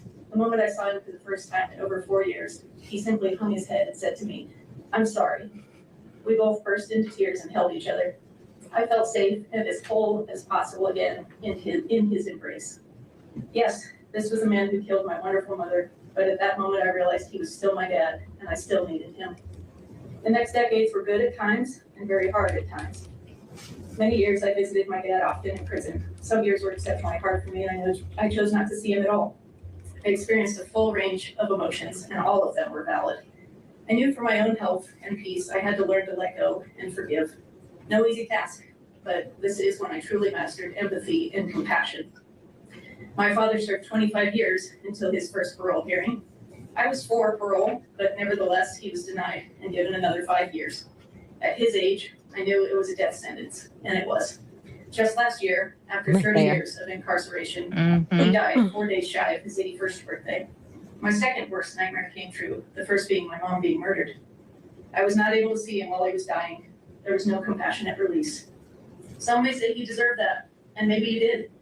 I can tell you that no amount of time served ever made this situation right. 20 years, 30 years, and even death. None of it can bring back my mom or repair the immeasurable damage that he caused me and my family. Once 20 years had passed, my grandmother even said to me, "It's been long enough. You want your dad." I wanted my mom, but I did still have a living parent, and I needed him. I don't tell you this story to tell you how to feel or that I understand how you feel. I'm offering that hearts and feelings can change over the years. To honor my mother, I'm a victim advocate who supports people in domestic violence situations, and I now help people with PTSD heal at my ranch in southern Utah using nature, horses, and farm animals as teachers. I teach compassion for humans and animals alike, and I found a way to turn my pain into purpose. But I will tell you honestly that life is still hard, and losing both of my parents at that young age harmed me greatly and left me with a very sad and lonely heart. No amount of prison time made me feel better, and in the later years, my father's incarceration wore on me severely. What I will leave you with is this: hold tightly to the good memories of your father, and in time, perhaps your mother too. Cling to your family and siblings for love and support. Please let love reside in your hearts and not hate. I pray for your family, for your peace and healing, and thank you for allowing me to speak today. I think what she realized is how much she actually hurt her kids right there. Yeah. There's Judge McDreamy. There is so much more to sentencing a person than punishment. That is why in sentencing someone, the court must consider the totality of the circumstances, the whole person, and who that person is beyond their worst habit. In their sentencing memo, the state cited State versus Holland, which was a death penalty case. The state quoted the court as follows: "The psychological reality is that aggravating circumstances in first-degree murder cases will virtually always outweigh mitigating circumstances. However, what the state left out is what the court said next, which was that the Eighth Amendment doesn't allow the death penalty in every case, and courts must take a long, hard look at the totality of the circumstances, the values of society, and the value of all human life. And though this is not a death penalty case, the same would apply to a sentence of life without the possibility of parole." Ms. Nestor spoke a little bit about what a life without parole sentence looks like. Lockdown for 23 hours a day. If we treated our dogs like this, they would be taken away. Yet, this is how the state wants Kouri Richins to be treated. A sentence of life without parole is safe for only the most heinous of crimes. The state wants to place Kouri in that category. They say What is she talking about? She said if we treated our dogs like this, our dogs would be taken away. I worked 5 years in veterinary medicine. If a dog bites somebody, They dependent get put on down. yeah, depending on the circumstances, like they only get so many chances, and that's just a bite, not a complete murder.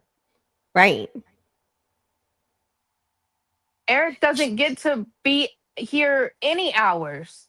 Okay? So she's lucky that she gets those 1 hour a day out of her fucking cell. She doesn't look like a very friendly person. I can't imagine that she has a, No, she would be that mom at school that like I avoid because she looks like she's bitchy and doesn't want to be there, is better than everybody else. Yep. I can only imagine she does the same in prison. she is in that category. But this simply is not the type of crime that we typically see get a sentence of life without parole. Currently, there are approximately only 72 people in Utah serving this sentence. These include people such as Edward Deli, the co-defendant of Vaughn Taylor, who is currently on death row.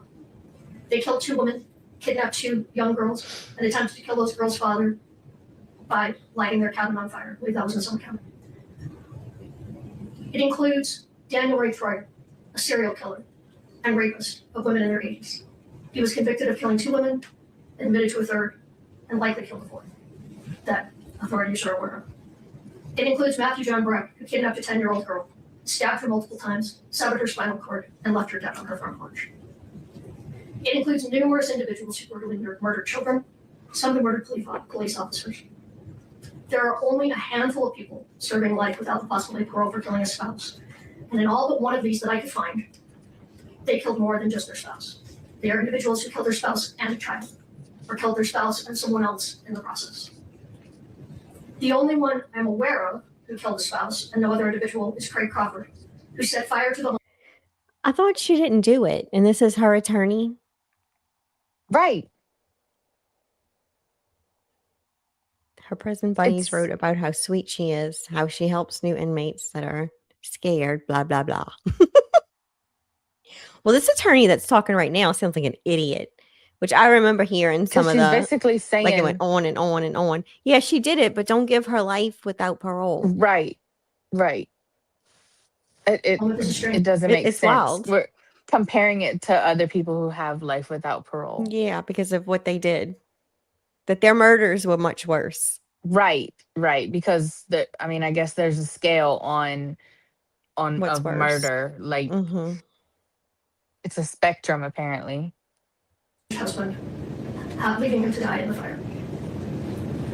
And then there are individuals serving sentences of 15 to life who committed arguably more heinous acts than what Kouri Richins has been convicted of. Eric Sampson abused his wife for 28 years, ultimately killing her in their St. George home, leaving her dead in their bed.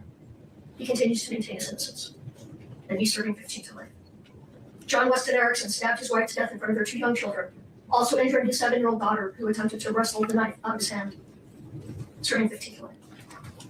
Joseph Castillo, his wife, stabbed his wife to death in their garage while his teenage son tried to stop the attack. These men are all serving 15 to life sentences. There are many more examples. Murder is the worst of all crimes, but to say that this particular case is the worst of the worst is simply not true. The state chose the evidence they put forth to obtain their conviction, yet they are not satisfied with what was presented in this court and to the jury, and instead they waited until 2 days before the sentencing hearing and publicly filed what can only be described as a character assassination, filled with unsubstantiated claims from unknown and unsworn sources who will never be cross-examined about these claims. The timing of this filing was no coincidence and left no time for our team to arrange rebuttal witnesses or evidence. Furthermore, it appears that the sentencing memo was not so subtle attempt to get into the public eye evidence they elected to hold back from their case in chief, and then were precluded from presenting when Ms. Richins exercised her Fifth Amendment right to remain silent and submitted the case to the jury without putting on any evidence. To allow the state to use the sentencing hearing as a public platform to make new unsworn allegations untested by cross-examination or sufficient investigation would violate Ms. Richins' right to due process and would be contrary to the Utah Supreme Court's finding in State versus Limesick. I don't know if I'm pronouncing that right, but I have the site if you want it. Oh, Lord. Which stating that the due process clause of Article 1, Section 7 of the Utah Constitution requires that a sentencing judge act on reasonably reliable and relevant information and exercising discretion in fixing a sentence. The state's memo should be stricken in its entirety and not considered by this court. Not only are the claims made by the state in their sentencing memo unreliable and irrelevant, much of what they argue is either misleading or outright false. I'm not going to go into everything that we take issue with, but I do want to point out a couple of examples. They state that DCFS supported finding of emotional and physical abuse by Kouri against her oldest son. What actually happened is that DCFS made an initial finding based solely on reports. This is similar to a probable cause finding that then sends the matter to the juvenile court. The court, however, did not find that Kouri had abused or neglected her children. They found dependent but no fault. In other words, that the children needed intervention, but due to no fault of Kouri Richins, due only to the fact that she had been arrested. They did not even find that she had acted negligently towards her children. The state put forth at length what they believe Kouri's middle son, AR, would have testified to had they been able to call him in rebuttal. Although it is true that Ashton said these things 3 years after the death of his father and after conversations with Eric's family members, this is very different than what he said to law enforcement immediately upon Kouri's arrest a year after Eric's death. At that time, his statements were completely consistent with Kouri's, that Kouri, had gone to sleep in his room the night his father died. The state argues that Kouri's boys are afraid in part because she still maintains life insurance policies on them. Kouri was of the belief that these policies were no longer in existence since she had not made any payments on them in over 3 years. And in fact, a letter was sent, or an email was sent from Brian Freckleton, who testified, to Ronnie Darden. I'm going to skip to the sentencing part. Yeah, that's fine. Otherwise, we'll be here till. Oh, I know. And I know you have work, and so. And I mean, here the only thing is I think we should listen to part of it so that people understand why you have live, love, LWAP, and I put live, laugh, LWAP, because those are the only words that continuously says. Yeah, be like your dad and love and forgive. And laugh. Remember to laugh and laugh when you're sad and laugh when you're happy. And I was just like, are you kidding me? Let's listen to a little bit of it. But she does go on for See if like we 30 can. minutes. She does. It's not worth listening to the full 30. I need you boys to know and understand that I have been desperately trying to get in contact with you any way that I can for years. That all of my communication has been completely cut off from you since early 2024. And now I will use any opportunity I can to get a message to you. Even if that means sharing it publicly to the world, fully restrained, in my jail clothes, in one of the most horrible situations possible. I don't care, and I'm not embarrassed or ashamed by any of it. All I care about is you boys. I will do whatever it takes for you to hear the truth from me and to come home to you. For the time being, I don't know when that is or when my next opportunity will be. So for now, bear with me as I have tried to consolidate everything I've wanted to share with you for the last few years, with everything I want you to know until I'm able to speak to you again in one long message. And although you may not be ready to hear it today, that's okay. My hope is one day you will be. May 6th of 2024, temporary custody was transferred from the state of Utah Child Services to your Aunt Katie and Uncle Clint. My last video call with you boys was several weeks prior to that, around April 24th, 2024, when you were still in the state's custody. Once temporary custody was transferred to Katie and Clint, against my wishes, they cut off all of my communication between you boys and I. It was years before I would ever have a trial. I warned social services that if they gave custody of you to the Richins family, it would be the last time I would be able to see or speak to you boys again. In your opinion of me, in this case, and wild allegations would soon mirror those of the Richins family. And that's exactly what happened. You need to know the Darden side of the family fought a long, hard battle for custody, but was eventually ignored and denied. Since temporary custody was granted to Katie and Clint, they have not allowed me to see or speak to you. No more video calls, no more visits. They blocked the phone number for the jail so I can't call you. Birthday cards, Christmas cards, the letters I would send you boys, they were all returned or rerouted. All of my contact was cut off more than 2 years ago. So please, please ask them. Please ask them for your cards, for your letters, if I tried calling you. Please just ask them, whether it's now or in 10 years. The one thing I need you boys to know, I did not abandon you. I did not just walk out of your lives one day to never return, to never call, to never show up. Regardless of what anyone tells you, I would never ever leave you boys. And I am so sorry if for even 1 second you thought that I did. If for even 1 second you thought that I didn't love you. Because that couldn't be further from the truth. You boys are my world. The reason I continue to wake up every day and fight to come home. You're my reason for living. I understand that you're in a difficult situation, mentally, emotionally, and physically. I understand you guys have been through an extremely difficult time this past 4 years. You should never have to deal with such tragedy, and I am so, so sorry that you were going through this. You boys have the right to be angry and sad and confused, feel in survival mode, have questions. All of this is completely valid. Your feelings are completely valid. And one day when this is all over, we can sit down and talk about all of this and sort it all out. I promise you boys, one day it will be over. I'm not perfect. I have succeeded and I have failed. As a person, as a wife, as a parent, we all do. I have done plenty of things I am not proud of. Some I regret, some I don't. Some I'm ashamed of, and some I'm not. I regret things I have done right in my life to later find out they were for the wrong people. I have said things I shouldn't have. I have done things I shouldn't have. Sometimes I have said what I should or not meant what I did say. We stopped keeping track of each other's wrongdoings, and we forgave, and we moved on, and we loved. And if I had to relive all of those hard days all over again, I would do it without question.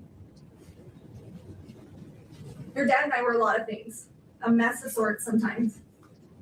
But we were this crazy, beautiful mess that made us a family because our love was enough. Our hard Apparently days never not. outweighed our good days. Until I murdered him. Our weak moments never Right. outweighed our most memorable happy days. We always laughed more than we cried. We failed at some things, but we never failed at loving you boys. Our love was enough to make our house a home. Our love was enough to stay together to raise you boys. Our love was enough to forgive each other when others said that we shouldn't.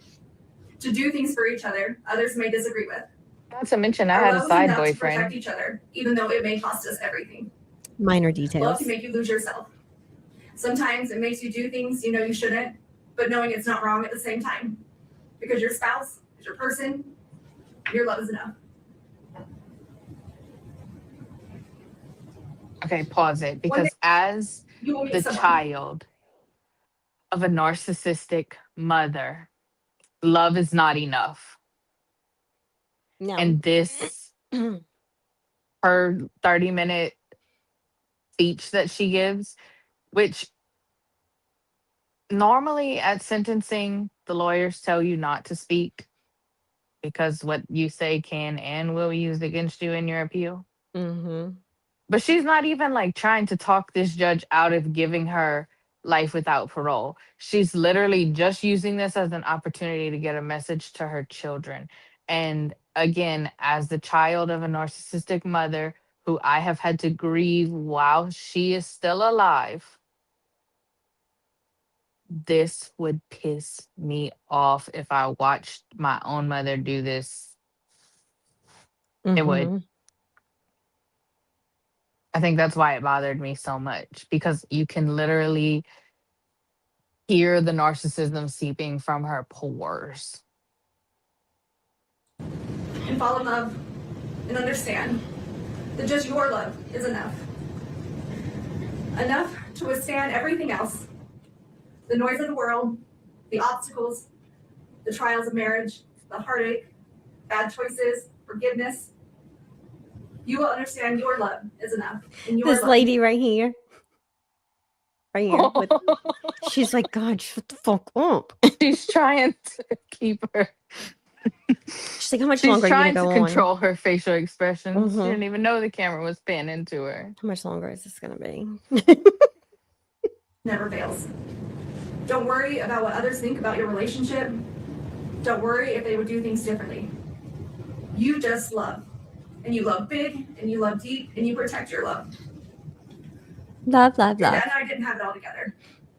Together, we really did have it all. Because we had you three.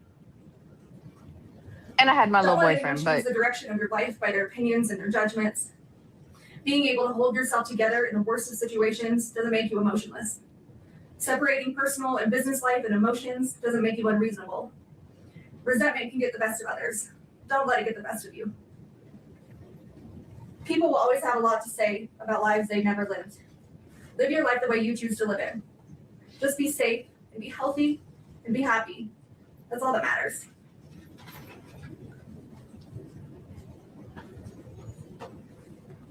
Sometimes people will want you to believe that life is simply black and white. The situations are black and white, but they're not. Life, situations, they are full of color. At the very least, shades of gray. Always question the color, even if you're only questioning the gray areas. Keep an open mind. Question situations. even her brother stay is sick curious. of it. Brother's like, what the hell is she talking about right now? Do you think her You'll have lawyers some had people in your life tell ChatGPT you how write their this love for for you her? is unconditional. But once your most private life has been revealed, Probably. Because of how much stuff is repetitive, Mm-hmm. it feels very. I would have to actually see it written. I mean, I would have read it a few times to myself, but I was more of an English person anyway and could write papers and stuff, and I would have taken a lot of that out. So, So repetitive. and it went And we on for haven't so even gotten to long. the laugh part. It Like was like, she does the same thing with laugh.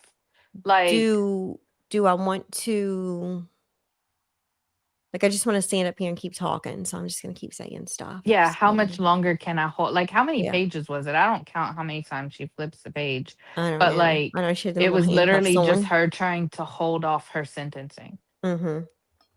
field, you quickly find out just how conditional their love actually was. Choose the people you hold close to your heart wisely. And always be the friend that walks into somebody's life when everyone else chooses to walk out. Always remember, the only people you owe your loyalty to are those people who never made you question theirs. Every day you wake up, you get a second chance at life to do whatever you want, be whoever you want, to succeed in all your dreams. Take the day and run with it. It's a blessing. Don't take it for granted. Sometimes you'll have hard days when all you want to do is count all the ways things are going wrong or have gone wrong in your life. In that moment, stop, take a minute, take a step back, take a breath, and switch your thinking to count all the ways that it has gone right. All the good that has come to you, boys. All the grace, the blessings, and the love. Remember that anyone can give up on something. That's the easy way out. True strength comes when everyone is expecting you to fall apart, but you hold it together, persevering through the hardest of times. Always persevere. Always prove them wrong. Because you boys don't give up, and you boys will never quit. There's always going to be someone out there ready to tear you down, misrepresent you, lie about you, tell half-truths, and judge you. They will judge you on decisions you do or don't make, what you did or didn't do, what you did or didn't say. They will take out of context and twist your words. They will judge Is you she on your trying to emotions teach or them the all way the you life breathe. lessons You now? may show Like, too much emotion. Yes, because she was busy before. So she just thought if she could just write all this down, it would be, because what? They're gonna listen to this on repeat? Like, ugh.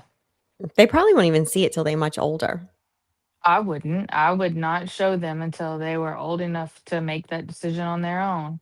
Mm-hmm. Brothers will always be there for you. They will always be your brothers. You love them. Hey, you Irony. protect them. You take care of each other. Hey, You support Irony. each other. You help each other. And you trust one another. You be loyal to one another. And you keep each other safe and healthy and happy. And you Because stay I together, couldn't. no matter what. Because I was drunk. And with my boyfriends. And locked you in the basement. You have each other's backs. And I wouldn't feed the One goats. another.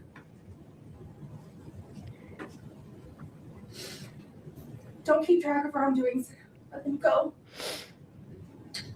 Forgive. Move on. Show compassion. Empathy toward each other. Empathy. This bitch Never knows will nothing get- about empathy. Because you were never too old or too cool or too busy to love each other. I mean, I was Maybe too too busy, drunk. but Don't ever settle for just good. Go for great.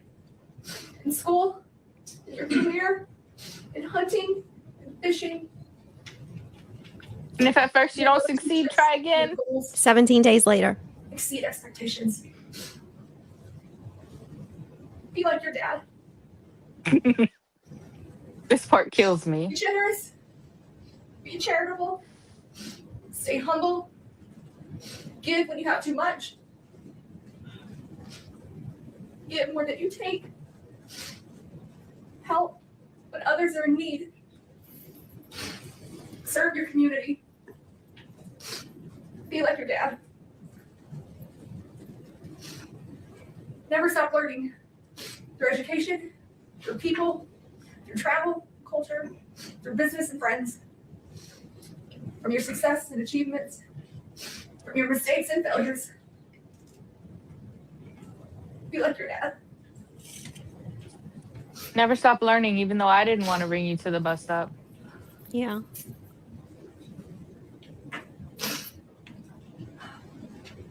Love the outdoors. Find your peace, your therapy, your heart and soul Because I'll never be outdoors again. on the top of a mountain somewhere. Where it's quiet. Where it's calm. Every Where you will sniff be drives able me to feel the nuts. spirits of I those know. you I love just want to wipe her this nose close. for her. Just blow. Be like your dad. Oh, there you go. Laugh. Laugh often. Laugh loud. Laugh when you want to cry. Laugh when you're mad. Have that laugh that everyone recognizes and no one will ever forget. Even when you're gone. Be like your dad. Even when you're You're gone? gone? Yeah. What the hell? Love your family. Through the good, the bad, the disagreements, the back and forth arguments.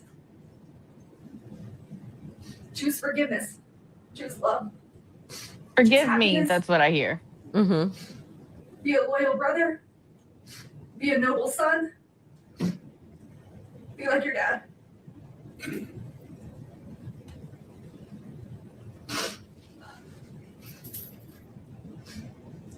Have the hobbies that bring you excitement and joy, that give you a break from life.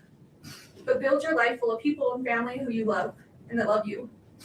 Build a family that makes you happy to come home to every day, with a career that makes you hold your head high.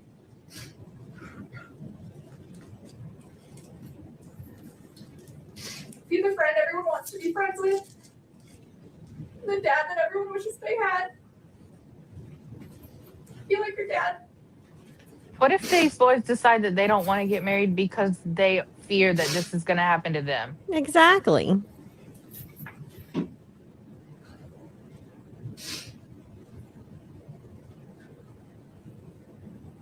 I almost feel like every time she says, be like your dad, it's almost like a threat. Yes. And then for her to say, when you're gone, be like your dad. Yeah, where did that What? come from? Lunatic. Your dad and I wanted to give you every opportunity or choice that we didn't have. We would do anything for you boys, or break our backs falling over obstacles and finding our way to be sure you had the best of the best. Even if we didn't always do it well or have the right answers or the words, we would give you everything that we had.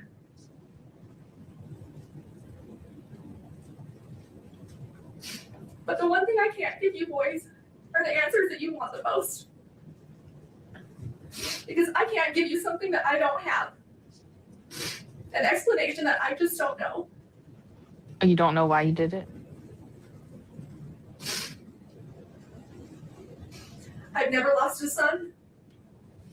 I've never lost one of my brothers, a nephew, or a best friend. But I did grow up with a single mother, and I have lost my father. I do know what it's like to wonder what if Dad could have watched me graduate college, walk me down the aisle, be there for the birth of one of you boys. If only Dad were here. I do know what that's like. The lifetime of pain that How brings, dare you compare the sadness yourself? and the anger. Yeah, she's a total lunatic, and her whole speech is stupid. You can go to the sentencing if you're ready because I've had enough of her. I felt like it made more sense if we at least watched the love in the last part. Rehabilitative needs of the defendant. The court hereby orders that the sentences on counts 2 through 5 shall Sorry. and other statements made on the record today regarding the appropriate sentence, and the pre-sentence investigation report as corrected on the record today, including the numerous statements attached to it. In addition, the court has considered each of the factors set forth in Utah Code 76-3-201 subsection 2B and has prioritized those factors as required by section 201-2C. Having considered the gravity and circumstances of the offenses for which Ms. Richins has been convicted, the number of victims, and available information regarding the history, character, and rehabilitative needs of the defendant, the court hereby orders that the sentences on counts 2 through 5 shall run consecutively to each other and to the sentence imposed on count 1. Moreover, the court exercises its discretion and chooses to impose no fines related to any sentence in this case. I should have told her right there. 5 counts on which Ms. Richins was convicted in reverse order. Ms. Richins, based on your conviction on count 5, third-degree felony forgery, the court hereby sentences you to an indeterminate prison term not to exceed 5 years. Based on your conviction on count 4, second-degree felony insurance fraud, The court hereby sentences you to an indeterminate prison term of not less than 1 and not more than 15 years. Based on your conviction on count 3, second-degree felony insurance fraud, the court hereby sentences you to an indeterminate prison term of not less than 1 and not more than 15 years. Based on your conviction on count 2, first-degree felony attempted aggravated murder, the court hereby sentences you to an indeterminate prison term of not less than 5 years, and that may be for life. Which brings us to the final issue, the appropriate sentence for count 1. Under Utah Code 76-3-207.7, there are only 2 options. An indeterminate prison term of not less than 25 years, and that may be for life, or life in prison without parole. And the law requires that the court consider each option. Under a sentence of 25 to life, and considering the effect of the 4 consecutive sentences, the time that Ms. Richins has spent in custody, and the current practices of the Board of Pardons and Parole, Ms. Richins would likely serve approximately 30 years in the Utah State Prison before receiving her first parole hearing. By that time, she would be 66 years old. Under a sentence of life in prison without parole, Ms. Richins would be in prison for the rest of her natural life, unless the Board of Pardons and Parole determines by clear and convincing evidence at some future point that she is permanently incapable of being a threat to the safety of society, at which time the board would have the authority to release her. Under either scenario, Ms. Richins will be incapacitated, meaning structurally prevented from harming anyone outside the Utah State prison system for at least the next 3 decades, and perhaps much longer. But the potential impact on the survivors of the tragedy created by Kouri Richins, most importantly, Eric Richins' 3 sons, is more difficult to predict. On one hand, if the court sentences Ms. Richins to life without parole, one or more of those young men may come to resent that the court eliminated any opportunity they might have in the future, decades into the future, to express an opinion as adults with substantial life experience about whether their mother should, for example, be allowed to die with dignity. On the other hand, if the court sentences Ms. Richins to 25 to life, one or more of those young men may spend the next 30 years questioning why the court failed to protect them from the prospect of the person who murdered their father being released from prison at some time in the distant future, perhaps when they have families and children of their own. The court's contemplation of how those young men may come to feel about today's decision some 30 years from now comes from a place of genuine concern for them and humility regarding the court's inability to predict the future. Sitting here today, it is simply not possible for anyone, not even those young men, to know how their view of this case may evolve over the next several decades. My hope is that every person affected by Eric Richins' death will, over time, find their way to a state of peace. As for today, the court's duty is to make a decision, a weighty, long-lasting decision based on the best information available today. And the bottom line is this: Kouri Richins was convicted unanimously and beyond a reasonable doubt of attempting to murder Eric Richins, her husband, and the father of their 3 children. And then, having failed in her first effort of spending the next 17 days, not changing course, but doubling down, preparing to try again, and ultimately completing the act through the administration of poison. And for what? Money. All for pecuniary gain. A person convicted of committing that sequence of acts in that way and for that reason, and who causes the absolute tragedy that has befallen Eric Richins' sons and family.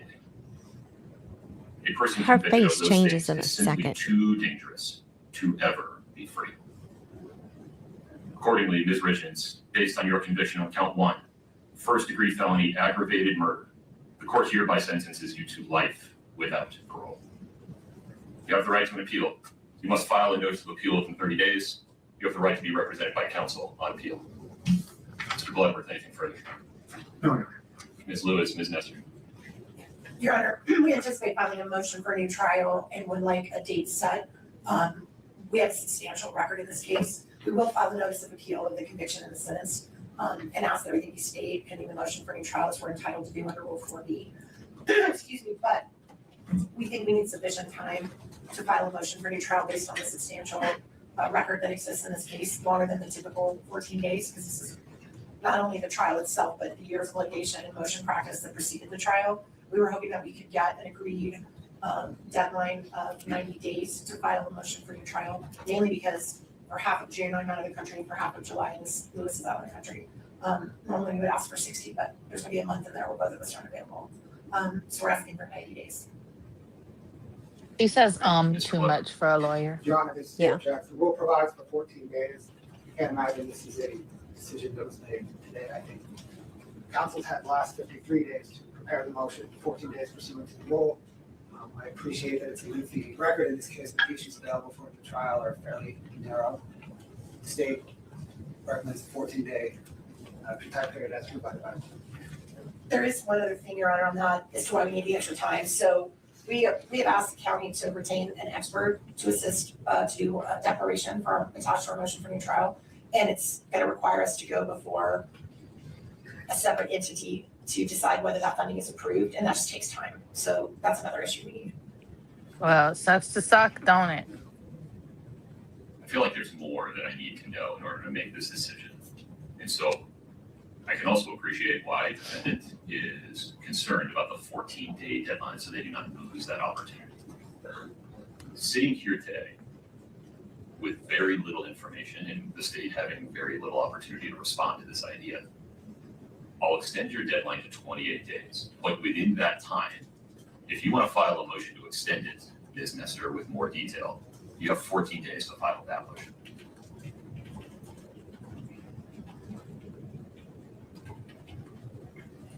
I'm starting the motion right now. 14 days from now, they have an opportunity, they have a deadline to file a motion to extend the 28-day deadline. If they don't, it's 28 days.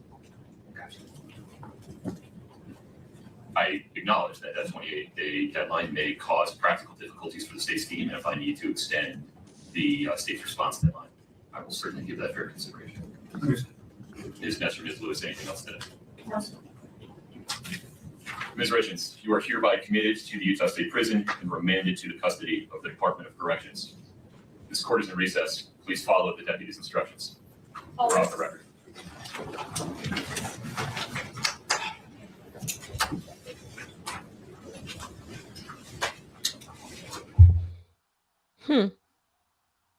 So there's that. He's gorgeous.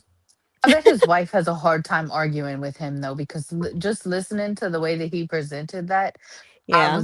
I would lose every argument. I like the judge they had for Lori Daybell too. Yes. Yes. I would find any other televised trials that this judge does though. I think he's one of my favorites. Just watch them. Exactly. How many Zooms can I get on, please? Right. So anyway, I've stayed on longer than I thought I would. I know, me too. And you have work, and I do. have a ton of stuff to do tomorrow too. But everybody who stopped in, everybody who stayed, thank you. Thank you, Griselda, Velma. Thank you. Grisvel, whatever we want to go by. Velly Grizz, I don't remember. Sure. I'm not sure what my name is anymore. So hopefully tomorrow night I see you guys over at YouTube Streets, because they are going to be talking to in the Mackenzie Shirley case. The Netflix show came out today, The Crash, and they're going to be talking to Dom's sister tomorrow night at 8:10 Central Time. We'll be catching that replay. Yeah, because you'll go to bed Sunday morning. Yeah. Yeah. Oh yeah, I'm So, in bed for 8 o'clock normally. She on work has she has a YouTube channel now, and she's getting on every couple of days. She's listening to the story, the phone calls. Really? Yeah, like raw first, impressions, whatever. And I feel bad for her. I feel bad for the whole family. And she has filed, Mackenzie has filed another appeal. I know, like I listened to Plug's replay from last night. Mhm. So he said that you were the one that helped set it up. Have you spoken with her? I did. Yeah. Yeah. That's cool. Yeah. I didn't listen I to mean, Plug not last night. cool. Like, I know you know what I mean when I Yeah, say that's cool. I know It's what not you mean. cool, but I went to sleep early last night, so I hadn't listened to it today either. oh, I was So asleep before 8 o'clock last night. so I'm sure I'll see y'all around tomorrow night. But in the meantime, thank y'all. Thank y'all for stopping by and listening to us complain about this lady. I knew Yeah. that I knew that I had to cover it with somebody, and I knew that Amber would have the same or similar opinions to me to her Mm-hmm. facial expressions. So I was like, can we please do this? Like, I Mm-hmm. felt like a little kid begging. Oh, and Like, I needed to do it. if y'all have not went and seen the Netflix thing that came out today, they do interview Mackenzie while she's in prison. Yeah, Amber was telling me that earlier, and I didn't even know about the Netflix show, so I have some catching up to do on that. Yeah. Yeah, Fortune thought you're late. I mean, we get started You'll early have to around do here. replay gang. We started 2 hours ago.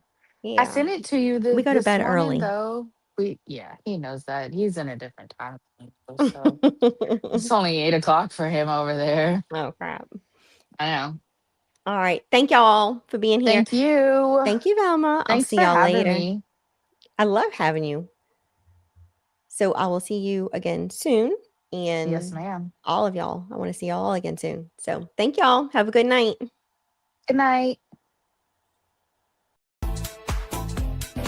Hey, thanks for watching. Please be sure to like and subscribe so you don't miss out on new content.